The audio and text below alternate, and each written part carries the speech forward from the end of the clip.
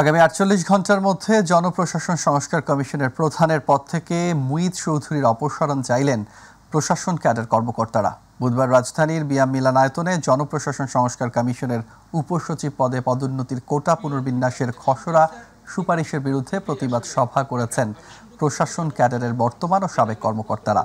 জনপ্রশাসন সংস্কারকে ভিন্ন পথে পরিচালিত করে দেশকে অস্থিতিশীল করার গভীর ষড়যন্ত্রের বিরুদ্ধে তারা এই প্রতিবাদ সভা করেন। প্রশাসন ক্যাডার কর্মকর্তাদের সংগঠন বাংলাদেশ অ্যাডমিনিস্ট্রেটিভ সার্ভিস অ্যাসোসিয়েশন এবং বিসিএস প্রশাসন কল্যাণ বহুমুখী সমবায় সমিতি লিমিটেড যৌথভাবে এই প্রতিবাদ সভার আয়োজন করে। প্রতিযোগী নয়, বরং সহযোগী, এবং এই সহযোগিতার মনোভাবটা দেখানোর জন্যই আমরা কিন্তু কাজ করতে চাই। কিন্তু তাই বলে এই না, আমার ঘর 1989 সালে যেটা দখল করা হয়েছিল ইসরায়েলের মতো, সেই ঘরটাকে আমি পুরাপুরি দখল হইতে অন্যদেরকেও দিব, এইটা আমরা আসলে কোনোভাবেই মেনে নিতে পারি না। অ্যাডমিন সার্ভিসের জন্য আলাদা করে অ্যাডমিনিস্ট্রেটিভ সার্ভিস করা উচিত, যাতে করে একটা ফাইন টিউন একটা ব্যুরোক্রেসি তৈরি করা যায়। কারণ দেশের জন্য ব্যুরোক্রেসি লাগবে, এটা মাস সারা দুনিয়াতে রেখে বাটার মতো অবস্থা নেই।